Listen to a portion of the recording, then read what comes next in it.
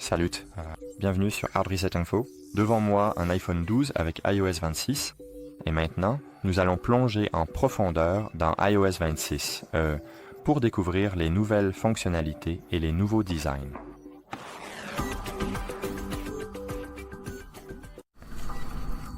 La première chose que vous pouvez remarquer est le design Liquid Class et la personnalisation.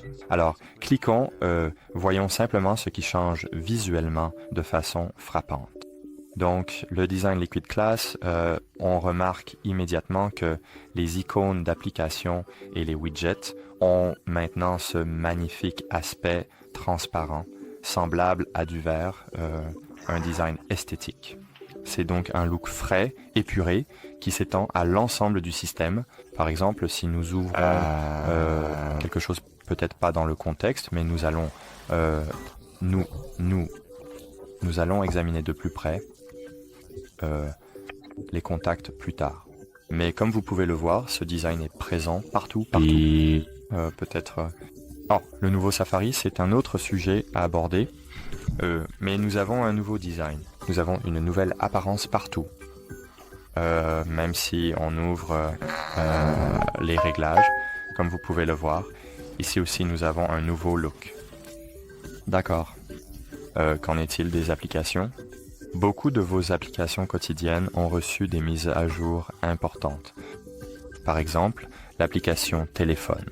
Donc, elle propose une présentation beaucoup plus épurée pour les favoris, les récents, et comme vous pouvez le voir.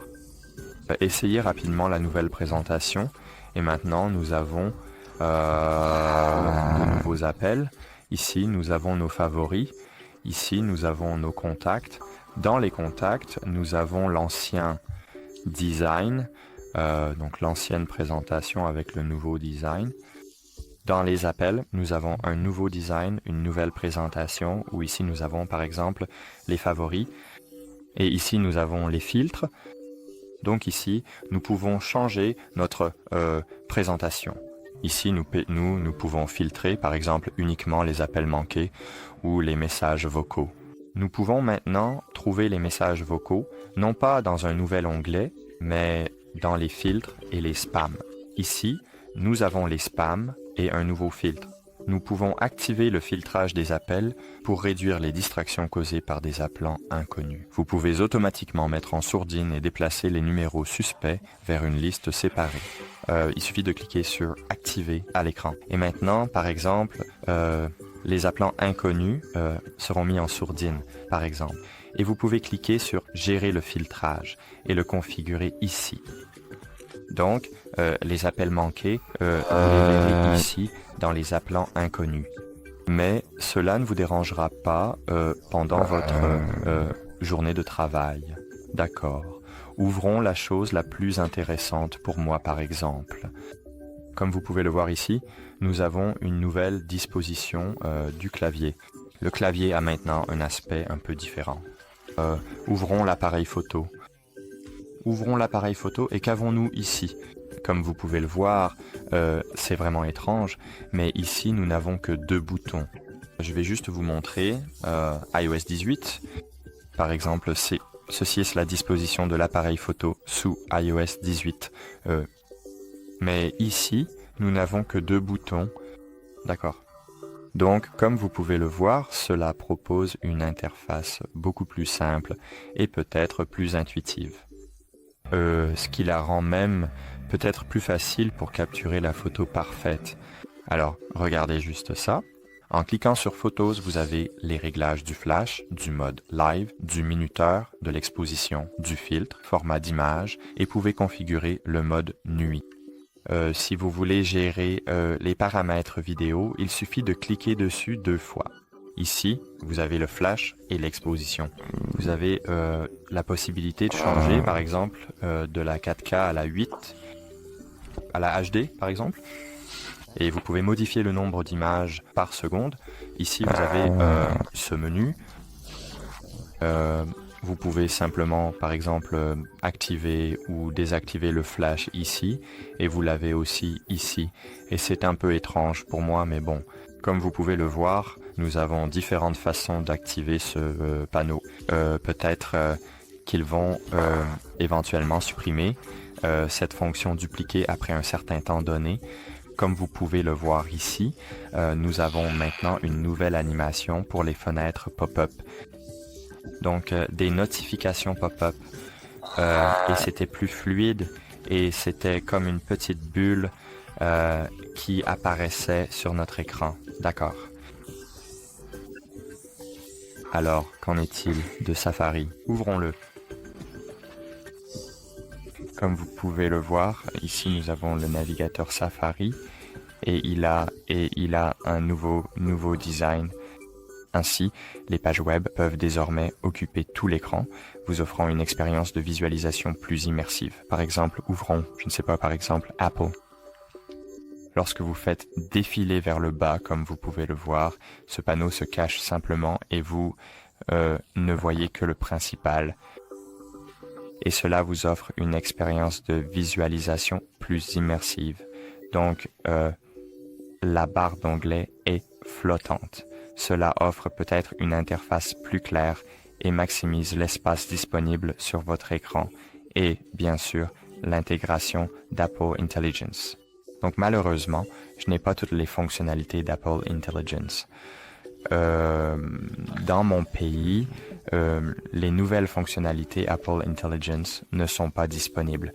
Comme vous pouvez le voir, dans les réglages, nous avons la barre de recherche ici en bas de notre écran. Peut-être qu'ils ont modifié ces éléments d'interface parce que maintenant, par exemple, nous n'aurons plus d'appareils de la série iPhone mini. Nous n'aurons que des tailles normales et des tailles plus grandes.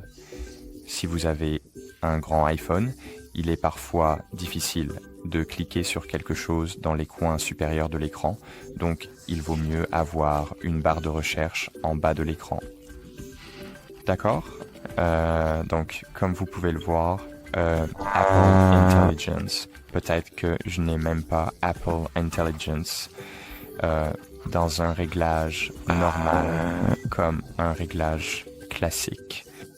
Mais normalement, sur iPhone, dans iOS 26, vous pouvez avoir les paramètres Apple Intelligence ici. Comme vous pouvez le voir, je n'ai pas cette option dans ma liste de paramètres, mais c'est alimenté par... donc vous aurez de nouvelles actions intelligentes propulsées par Apple Intelligence. Cela permet donc des flux de travail plus complexes et automatisés. Cela devrait vous aider, une fonctionnalité révolutionnaire comme la traduction en direct, par exemple, pour la série iPhone 16. Cela offrira une traduction instantanée de la langue parlée et écrite directement dans les messages, FaceTime et même pendant les appels téléphoniques. Ils l'ont montré lors de la présentation. Je pense qu'au final, cela ne fonctionnera que sur l'iPhone 16 et les versions plus récentes, peut-être pour l'iPhone 15 Pro, mais je ne pense pas pour l'iPhone 15. Et bien sûr, enfin, l'intelligence visuelle. Cela vous permet donc d'interagir avec le contenu affiché à l'écran dans les pages. Oui, nous n'avons peut-être pas de nouveaux gestes sur notre écran d'accueil, mais tout votre nouveau design, c'est simplement quelque chose de vraiment nouveau et vous pouvez interagir avec lui. Donc vous pouvez rechercher un produit que vous voyez dans des images, par exemple obtenir des réponses de ChatGPT en fonction de ce qui s'affiche sur votre écran et même ajouter des événements au calendrier simplement en pointant les informations pertinentes sur votre écran. Malheureusement, je ne peux pas vous le montrer simplement parce que dans mon pays, Apple Intelligence ne fonctionne pas encore avec toutes ces fonctionnalités, mais peut-être que dans quelques semaines cela marchera et je vous le montrerai bien sûr. Et bien sûr, nous avons une nouvelle santé. C'est une nouvelle application de santé. Donc cela rassemble vos informations de santé. Ok, continue. Comme vous pouvez le voir, nous devons configurer de nouveaux détails. Continuer et autoriser. Et ici, nous avons une toute nouvelle application de mise en page. En fait, toute fraîche. Alors, ici, nous avons de nouvelles API de médicaments pour permettre un meilleur suivi de vos prescriptions et dosages. Par exemple, ce qui facilite la gestion. Nous pouvons partager notre santé avec l'application et nous pouvons également vérifier précisément quelles applications ont accès à vos informations de santé. Donc, lorsque des études de recherche demandent l'autorisation de lire vos données, donc les études de recherche, honnêtement, je ne sais pas vraiment à quoi sert cette fonctionnalité, mais peut-être qu'un autre groupe en parlera plus tard. Donc, bien sûr, ils ont maintenant modifié les fonctionnalités d'entraînement. Si vous avez une Apple Watch, vous verrez de nouvelles fonctionnalités d'entraînement et vous avez des entraînements mis à jour, la reconnaissance automatique et d'autres fonctionnalités d'entraînement. Et peut-être que c'est tout, les amis. Donc cet iOS, bien sûr, est actuellement en version bêta. Maintenant, il est en bêta développeur. Donc nous aurons encore plus de nouvelles fonctionnalités un peu plus tard. Mais pour l'instant, ça a l'air super, c'est vraiment très beau. Nous pouvons personnaliser nos icônes et ça a l'air, sérieusement, ça ressemble peut-être un peu à Windows 11 et c'est vraiment étrange. Mais pour moi, ça ressemble un peu juste à cause de ce design translucide en verre transparent et j'aime vraiment ça. J'aime vraiment ça et j'apprécie vraiment que Apple change quelque chose et nous donne la possibilité de personnaliser notre expérience iOS et c'est tout. J'espère donc que vous avez apprécié cette vidéo. Laissez-moi un like et un commentaire ci-dessous. Au revoir.